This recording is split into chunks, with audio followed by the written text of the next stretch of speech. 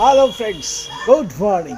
Welcome to আমাদের জীবনে তোমাদের সবাইকে স্বাগত। তো আজকে আমি আমার এক বন্ধুর বাড়িতে এসেছি। দেখতে পাচ্ছ কি সুন্দর বাগান করেছে, দেখো এরা শুধু ফুল গাছের বাগান, চারিদিকে শুধু ফুল গাছ। আমার খুব ভালো লাগলো এখানটা এসে, তাই একটু ভাবলাম তোমাদের দেখাই। দেখতে পাচ্ছ চারিদিকে ফুল গাছ। তো আমি এই একটু আগে এসেছি, চা খাচ্ছিলাম, তাই তোমাদের কাছে আসা হয়নি। চা খাওয়া গেল, ওদিকে বাড়ি থেকে আবার ফোন করেছে, ইমিডিয়েট বাড়ি যেতে হবে। কিন্তু আমাকে আবার একটু বাজারও যেতে হবে, জানো তো। একটু মাছ ফাছ যা হোক একটু যদি পাই নিয়ে যাব। তো তার মাঝখানেই ভাবলাম তোমাদের আমার বন্ধুর বাড়িটা একটু দেখাই আর বাগানটাও একটু দেখাই। তো পাচ্ছ বাগান কি সুন্দর বেল ফুল হয়েছে, দেখো ছোট ছোট।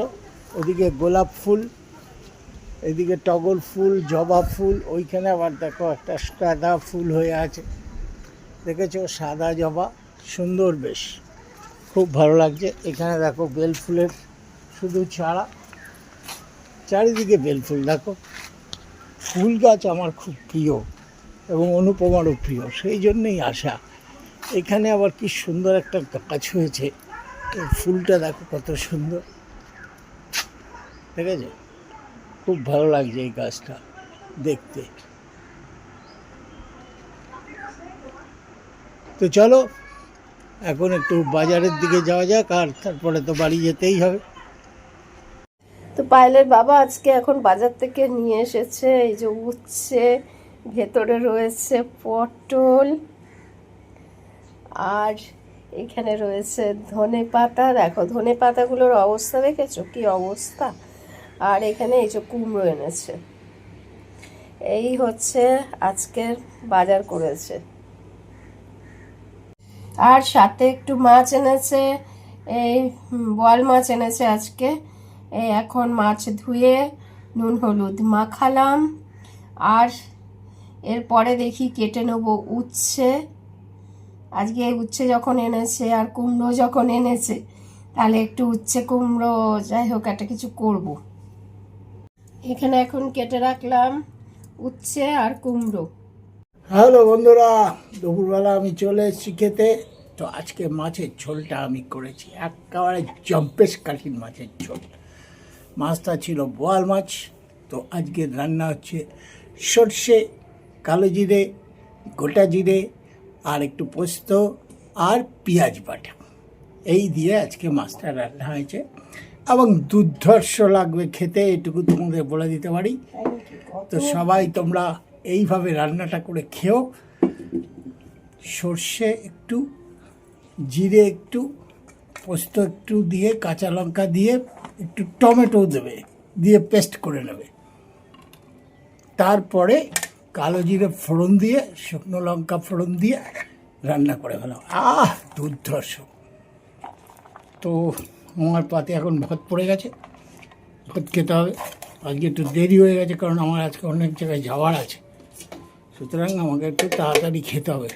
তো টাটা। তো রান্না বান্না শেষ হলো, এখন টেবিলে খাবার নিয়ে চলে এসেছি। তো আজকের রান্না হচ্ছে এখানে ভাত, আর এখানে একটুখানি ডাল বানিয়েছি।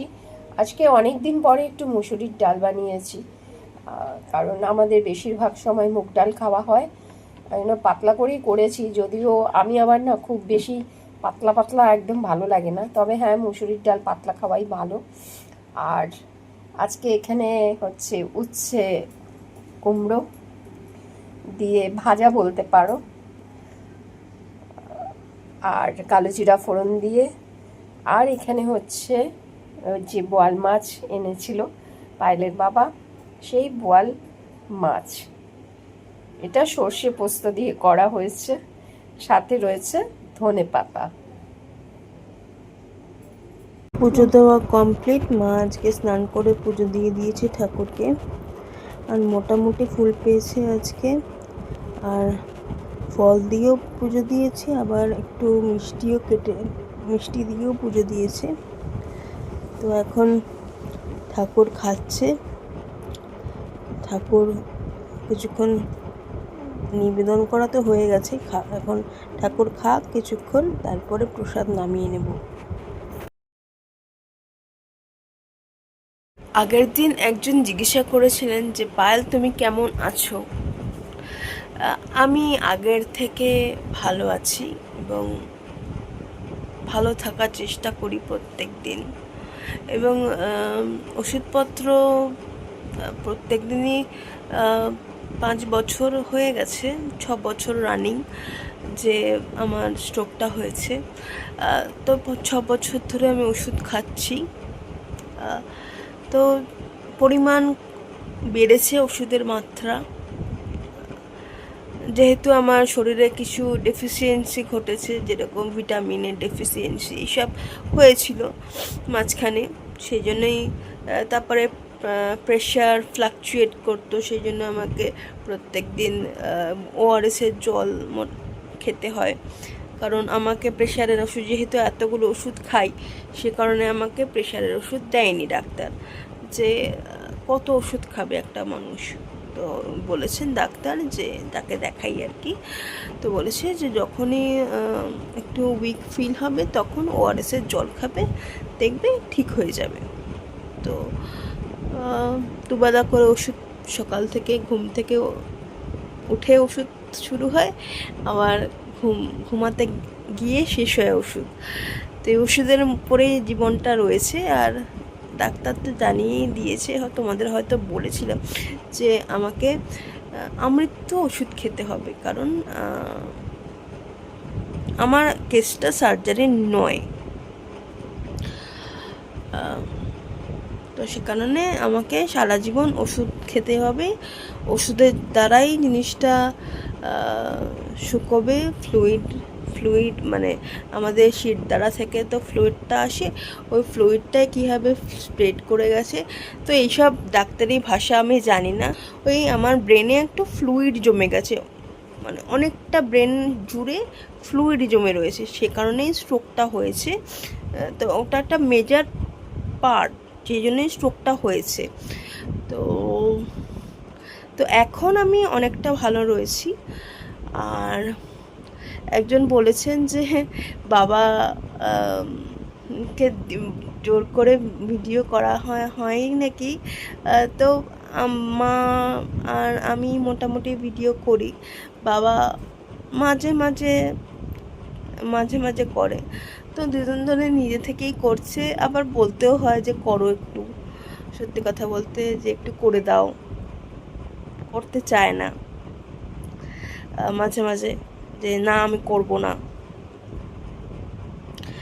তো আর সত্যি কথা বলতে নেগেটিভ কমেন্টের কথা বলি, যে আমার কাজ নিয়ে অনেক কমেন্ট আসে। হ্যাঁ, তো কাজ নিয়ে আমি না কমেন্ট করব না। আপনারা আমাকে গালাগাল দিন, যা খুশি করুন, যা আপনাদের ভাবনা আপনারা প্রকাশ করুন, আমার কোনো কমেন্ট নেই। আপনারা যদি আমাকে নিচু করে খুশি হন তাহলে খুশি হন, আমার কোনো আপত্তি নেই। কারণ আপনারা বললেই যে আমি নিচু হয়ে যাব তা তো নয়। আমি জানি যে কি, আর যাদের দরকার আছে, যাদের কাছে প্রুফ করার রয়েছে তারা জানে। সে কারোর কাছে আমি দায়বদ্ধতা নেই আমার যে সবার কাছে নিজেকে প্রুফ করতে হবে। তো এটুকু বলার ছিল, মনে হলো যে ক্লিয়ার করা, মানে বলা উচিত। আবার বলবে যে উত্তর দিচ্ছি না, উত্তর দিচ্ছি না, জাস্ট বললাম আর কি। তো আজকে যা করেছি ভিডিওতে সেটাই তোমাদের সাথে শেয়ার করলাম।